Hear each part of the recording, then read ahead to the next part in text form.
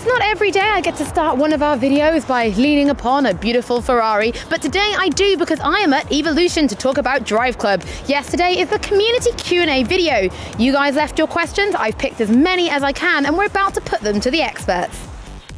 You ready?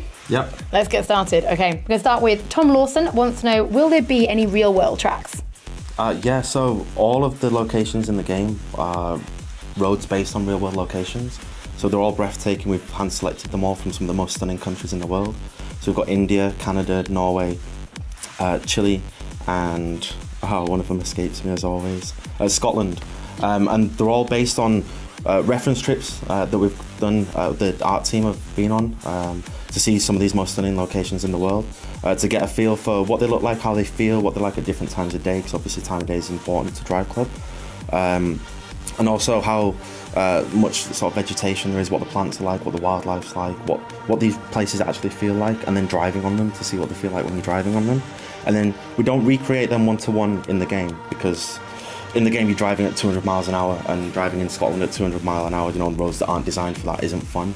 So the track designers take a little bit of creative license to make it fun, you know, widen the roads a little bit, make some of the corners a little bit softer, so that we've got a massive selection, 55 tracks in the game, in the 5 countries that we've got, of some of the most epic point-to-point races you'll see in racing games, some of the most tight and technical and fun circuits, like sort of road circuits as well, and then also actual race tracks from each location as well, that our track designers have just let their imaginations run wild and come up with some really cool but authentically, you know, realistic feeling race circuits as well. So they're all inspired by real places. You'll recognise them when you play the game. Right, moving on. Triple Indy would like to know, will we be able to customise the cars? Talking about visual and performance-wise. Okay, obviously, when you're in a club, your visual identity is an important thing, so visual customization of all of your cars is absolutely possible, and in fact more so when you can design your car that you want to drive, so to your own personal taste. You can also wear your club livery, almost like wearing a club shirt in a sports game, and when the club leader sets that up, it's instantly applied to everybody else in that club. They don't have to, no sort of file transfers or any awkward downtime in between. It's just instantly available for you to use. In terms of performance customization, there isn't, because we want it to be an even playing field for everybody that's playing the game. We don't want people that have got more sort of understanding of performance in cars. It's not that kind of game, it's not that intense. You just pick up, play, have fun. The handling model is sophisticated, so that if you do come from a simulation background and you do know advanced driving techniques and everything else, you can employ them in the game, you can use them to your advantage and shave milliseconds off of the sort of leaderboard times, and really enjoy it and perfect the art of racecraft. But no performance customization, because we want it to be an even playing field. Okay, right, moving on. One of my favourites, Poof Wookie would like to know, I have to say it like that, how will we be able to unlock cars? So you unlock cars in the game each and every time that you level up. There are 2 ways to do it, so that you've got your driver level. So when you progress through the game, when you're earning fame for everything that you do, whether it's an amazing drift around a hairpin corner that you're earning fame for, or it's winning a challenge that 600 people have taken part in, or even coming to 500th place in that challenge, you earn fame for everything that you do. And that contributes to your level, and then you unlock the more advanced cars. We withhold them like that from you because it takes a little bit of getting used to, and we don't want to throw you in at the deep end and give you the best cars to play with straight away. We want you to earn them and feel the satisfaction of acquiring those in game. But then, so they're the cars that you unlock through driver level, and there are 45 of those. And then there are also 5 exclusive cars that you unlock when you're in a club and when you're club level. So the contribution that I'm making towards my club, and then my 5 other teammates are making as well, unlocks some of the more desirable and rare cars in the game. And then when you've got those available to you in your club, if you move to a different club, you don't have access when you're not in a club. If you move to another club that's of the same level, you get access again. Okay. So it's not a journey to unlock those cars each and every time you transfer between clubs. Okay, nice to know. Okay, now Blackadder would like to know, how much difference is there in the feel of each car? As much difference as there is in the feel of each of these cars if you actually got in them and drove them for yourself. That's a pretty good answer. It's true as well. So in terms of the audio, in terms of the handling, in terms of the visual fidelity of each and every one of these cars, the audio team, the vehicle handling team and the vehicle designers go to incredible lengths to make sure that we recreate everything faithfully, and then obviously make it a little bit more friendly and accessible and intuitive when you're actually playing it as well. But you'll notice from the smallest detail to the dashboard and the way that the dashboard lights up at night, to the wing mirrors and what shape they are. Look how you smile when you say all these things. I'm just picturing it, and it's amazing, to the aerodynamic paddles on the wirer and the fact that they operate independently, and just every single detail for every single car helps you understand and feel like what these cars feel like when you're actually driving them. And for some of the cars in the game, you'd never get the opportunity to do that. You barely even see some of these cars in the wild, never let alone sit in them and race them yourself. Amazing. Okay, for Spectra, I would like to know, will there be weather effects like rain and snow? So at the moment we're focusing on the time of day and the transitions, and how much that sort of adds a level of dynamism to the game, how beautiful it looks and how much it changes each and every time you race. So sometimes you notice if you're playing in first person view, you've got the windscreen in front of you and you're approaching a blind bend and you've got the sun glaring at you, it's massively, radically different to if you played that same track 12 hours later and it's nearly midnight or whatever. We are experimenting with other things right now, so with the extra time that we've been afforded by making sure that we're perfecting the dynamic menu so that the game's seamless and intuitive and everything else that you've seen today, the artists have relished the opportunity to add detail upon detail to an already incredibly good-looking, sophisticated system. So other things over and above just the time of day and the clouds and everything else are being developed and researched and everything else at the moment, but more about that closer to the time. We'll wait and see then. Like it? Okay, Fraser Bruce, will there be visual and physical vehicle damage? Yes, the important point is, as I was saying before, we want to make sure that this is always easy to pick up to play and have fun. The way that we've always looked at it is that crashing is enough of a penalty without also crippling the tyres and making the car slower. Generally, if you crash, you've lost ground, you've lost time in the race or in the time trial event or in the drift. So there will be visual damage, and it's pretty extensive as well. You'll never there'll never be any sort of danger or threat to the driver. We don't want to encourage that kind of behaviour. But there will be bumps and scratches, and layers of paintwork will chip away, and the carbon fibre will crack and damage it in the way that it would if you actually were brave enough to drive these cars at these speeds and bump and ding into other drivers as well.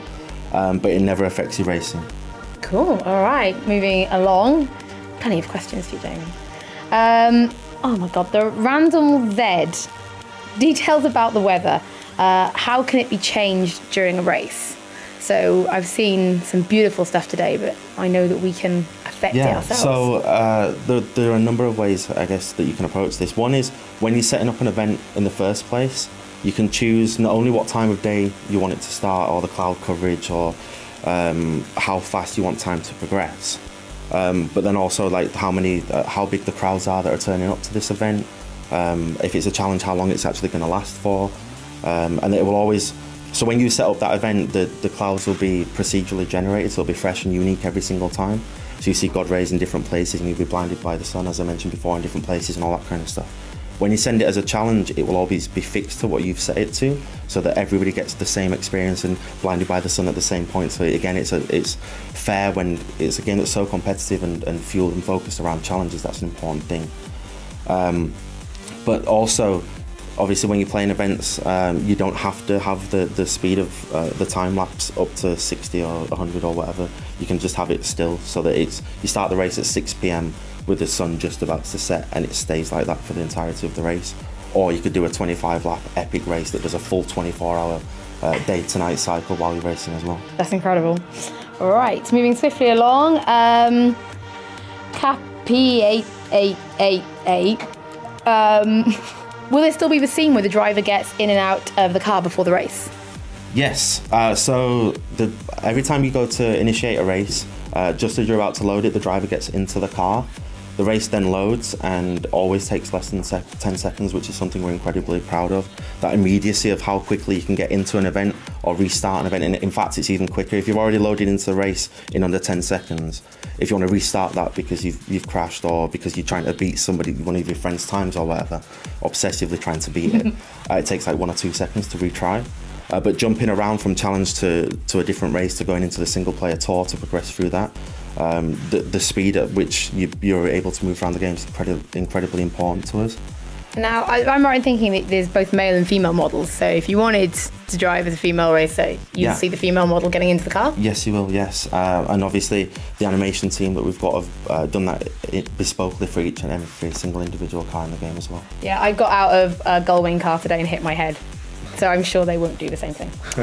Jordan Smith, why does the change between Dusk to Night happen so quickly? Now, this makes me think that Jordan might have seen the Canada video that went out a little while ago, but shall we explain the cycle? So, exactly, sort of as I touched on before, you control how quickly that change happens. It could not happen at all. You could play an entire race at sunset or at night, or you could accelerate the time lapse while you're racing, so that sun sets incredibly quickly. It's all customised by the player when they're setting up an event or a challenge, or when they're racing online.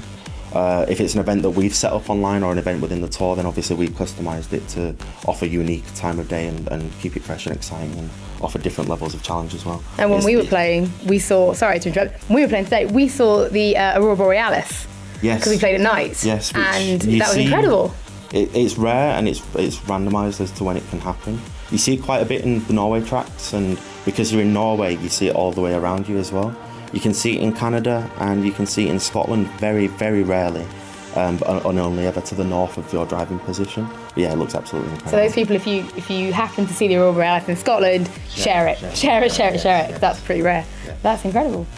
Okay, NP, and that's with 7 N's. Can you upload your own logos for your team, and how dynamic is things like the colour palette?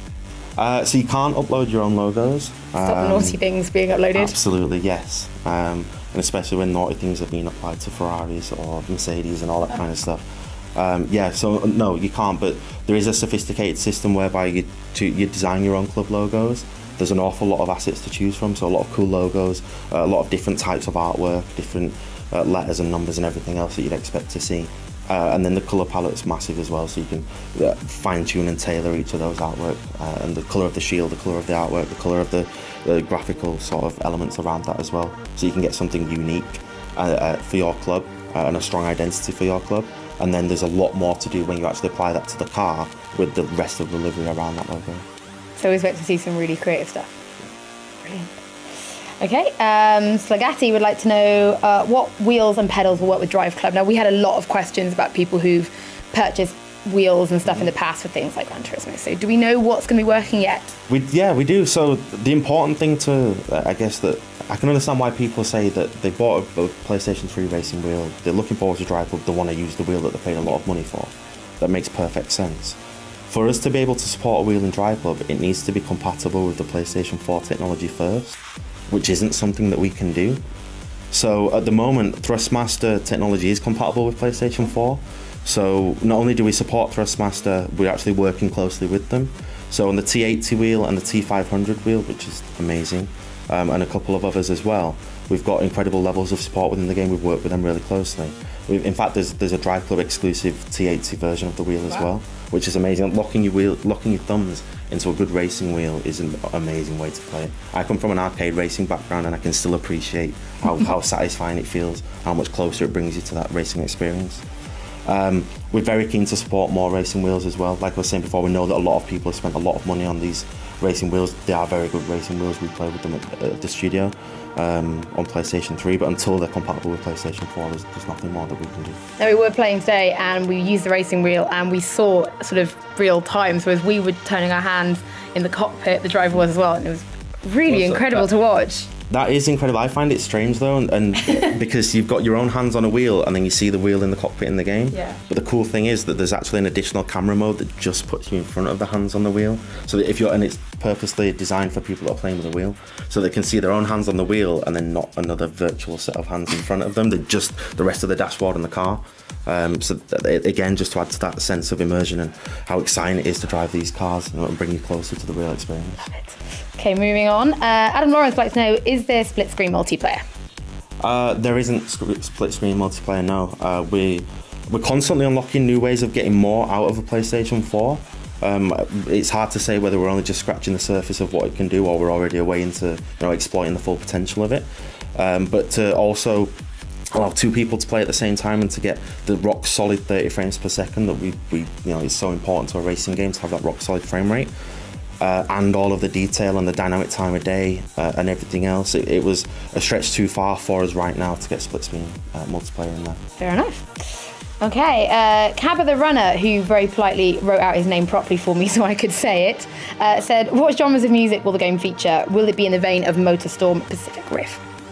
No, it's not in the vein of MotorStorm or MotorStorm Pacific Rift. It is sort of in the vein of MotorStorm Apocalypse, actually, okay, because we've got a bespoke soundtrack written by a group called Hybrid. So it's like sort of electric music. If it's not to your taste, you can turn it off, of course. But it's really good, really fast-paced, intense music, perfect for racing. And then also they've done remixes of that are more suitable for when you're sort of browsing what to play next and what your friends have been doing, and where to go and what to do in the world of Driveclub. And then loads of some of the top tier DJs around the world have done unique mixes for us as well. It's like Noisier and DJ Shadow and many others. So it's cool. I'm sure it won't be to everybody's taste, but I love it, and I'm sure a lot of people will as well. Hopefully, that sounds great. Right, Billy Peters, how big can groups and clubs be? So clubs can be between 2 and 6 players. Okay. The reason that so it started off a little bit bigger than that, and then a little bit smaller, and then we kind of, after a lot of testing and a lot of fine tuning, settled on 6 for now. We do have the flexibility and scope to be able to change that once the game comes out and we see how people are playing with it, and how big clubs are and how active they are and everything else. So we will be able to respond to what the community wants to see and the data and analytics that we see about the game as well. But 6 right now works really well within the studio and really well while we're testing the game, for being a big enough number for you to get a few races online at the same time and really have fun racing together. And then also a good number to keep it tight and competitive and meaningful, and not so big that you just one number in 10, 20, 30 players. It doesn't feel that you don't connect with it as much. But yeah, it works really well right now. And the other good thing as well is that because you can have 12 cars on the track at the same time, you can have club versus club races where all 6 of your players are online at the same time. If they're not, then you could just do club challenges between each other, and then when I come online a couple of hours after my friends have been playing, I can pick up the challenge where they left off and sort of fly the flag for my club. Sounds good. Right, Ruchu would like to know, do we choose which friends are in our team? And I guess, if so, how can we invite them in? Yes, so the dynamic menu makes this all incredibly easy for you. You can choose your PlayStation Network friends. So when you go to set up a club or look for other clubs to join, you can filter it by your PlayStation Network friends, people that you played recently in Driveclub, people that we think that you might be a good match for, so you play online at the same time, you're a similar skill level, you're a similar level in the game, you joined at the same time, all that kind of stuff. Just to encourage people that if they've already got a load of friends that are playing Driveclub, it's easy for them to connect and form a club with them. If they haven't, they can discover other players and build sort of relationships and form clubs with those guys. If you're looking for other clubs, they can set preferences for, we like drifting, we like playing on Fridays, we like Ferraris. If that's your vibe as well, you can ask their club captain if you can join their club. Some clubs, so you can control the privacy. When you're a club captain, you control the privacy. You can make it open and free for people to join, or you can make it invite only and they have to request to join, or you just choose your friends or other people that you want to join. But yeah, that's how it works. Oh, wonderful. Right, Ion Shanks would like to know, can I jump in and out of single player to a race with friends seamlessly? Yes. There you go. You can leave it there. It's a very straightforward answer. No, it's a very sophisticated system that we'll be showing you a lot more of a little bit closer to launch. It ties into everything that we're doing with the dynamic menu right now. We want you to be able to move freely and join your friends freely, and that's what social means to us. It's not connecting to other devices and other platforms like Facebook and Twitter and spamming friends and all that kind of stuff. It's actually having fun and playing with your friends, whether that be in the same race at the same time as them, as that question asked, jumping out of what you were doing before to go and join your friends, or whether it's they're playing on an evening and then you play the following day. You can see what they've been up to, you can get involved in the challenges that they've been playing. So you're constantly connected and constantly, especially when you're in the same club, earning fame together, earning rewards together, and sharing the experience and the fun of driving together. Amazing. We're almost there. Right, Johnny Helt would like to know, what is the difference between the PS Plus edition and the one you might go out and buy in the store? Okay, so it's very easy to explain actually. The PlayStation, I'll start with the full version of the game. The full version of the game has got all of the cars, all of the tracks, that's 50 cars, 55 tracks, and then all of the single player mode, multiplayer mode, absolutely everything else available to play. The PlayStation Plus edition has a smaller set of those cars and tracks, so you get 5 cars that you can unlock on your own for your driver level, 5 cars that you can unlock by being within a club, so you can join clubs with other players that have got the full version of the game. And then you only have access to one of the countries in the game, so you've got access to 11 of the tracks. You're not separated or segregated from the rest of the community though. It's one community, it's everybody that's playing Driveclub, whether it's PlayStation Plus edition or it's the full version of the game, can all play seamlessly together. Obviously, if you've only got the PlayStation Plus edition, you can't play on the tracks in Canada, you can't race online at the same time with your friends in Norway because you don't have access to those tracks. So you would need to upgrade or own the full game to be able to do that. But you can still earn trophies together. It's a great way. If you're interested in Driveclub and you're liking Driveclub and you're into racing games, the full version of the game is the best version for you. If you are undecided or you're intrigued by it but not quite sure, try the PlayStation Plus edition first. The cool thing is though, if you are into Driveclub and you want to build a club up and you want to get your friends into it, the PlayStation Plus edition is obviously the easier recommendation to make. They can just jump into that, start playing with you, start challenging you, join your club, earn rewards together, get a taste for it, get a feel for it. And then upgrade to the full version of the game. If you have the PS Plus edition and you've been enjoying it and loving it and you happen to go out to a shop and buy it, does all of your everything you've done carry over? Perfect. And if you have the PS Plus edition, can you get that all-important platinum trophy? Yeah, I believe so, yeah. It'll be a little bit more difficult, it might take you a little bit longer because you don't have access to all of the cars and all of the tracks in the game. But yes, you can. Thank you very much. Guys, thank you so much for watching, and don't forget to stay tuned to the YouTube channel because we'll have even more from Driveclub and of course everything from the world of PlayStation.